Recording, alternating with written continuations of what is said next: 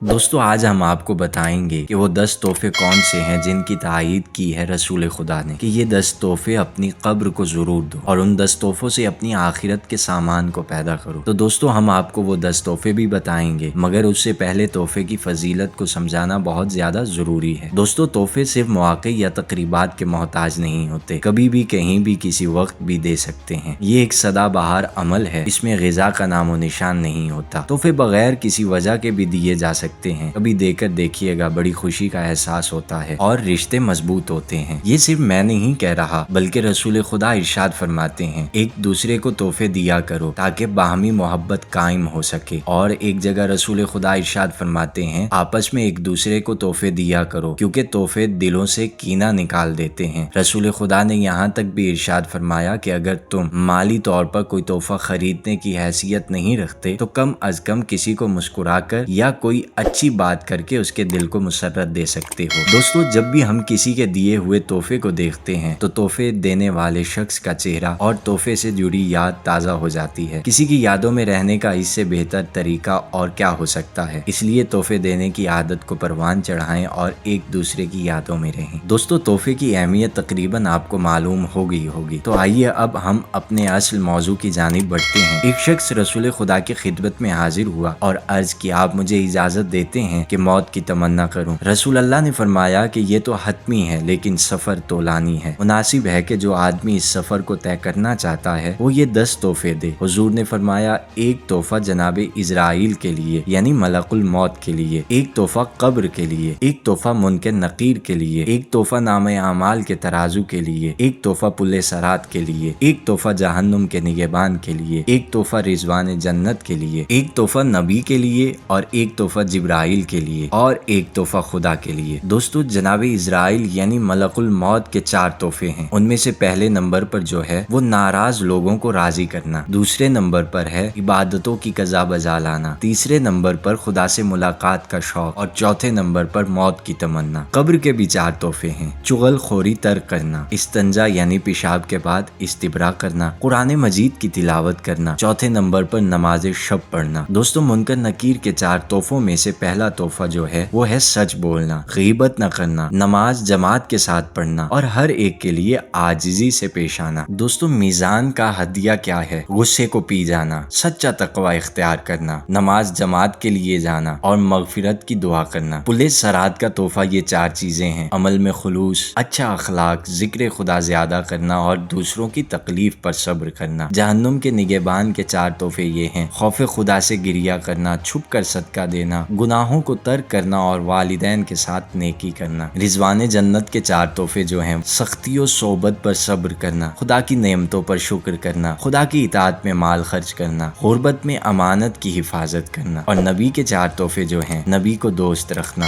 سنت و سیرت نبی کی پیروی کرنا، اہل بیت پیغمبر سے محبت کرنا اور برائیوں سے زبان کو محفوظ رکھنا۔ جناب جبرائیل کے 4 تحفوں میں سے پہلا تحفہ ہے کم کھانا، دوسرا ہے کم سونا، ہمیشہ خدا کی حمد و ثنا اور آخری ہے اللہ کا ذکر کرنا۔ دوستو آخر پر رسول خدا نے ارشاد فرمایا کہ اللہ کے 4 تحفے ہیں اور وہ تم کو ادا کرنے چاہیے۔ پوچھنے والے نے کہا، یا رسول اللہ خدا کے 4 تحفوں میں سے پہلا تحفہ کون سا ہے؟ تو نبی کریم نے فرمایا، نیکیوں کا حکم دینا، دوسرے نمبر پر برائیوں سے روکنا، تیسرے نمبر پر لوگوں کو واعظ و نصیحت کرنا اور ہر ایک کے ساتھ مہربانی سے پیش آنا۔ دوستو اگر آپ چاہتے ہیں کہ آپ کی آخرت اچھی ہو جائے تو کوشش کیجئے یہ 10 تحفے اپنی آخرت کے لیے کو ضرور دیجئے۔ اسی کے ساتھ ہمیں اجازت دیجئے۔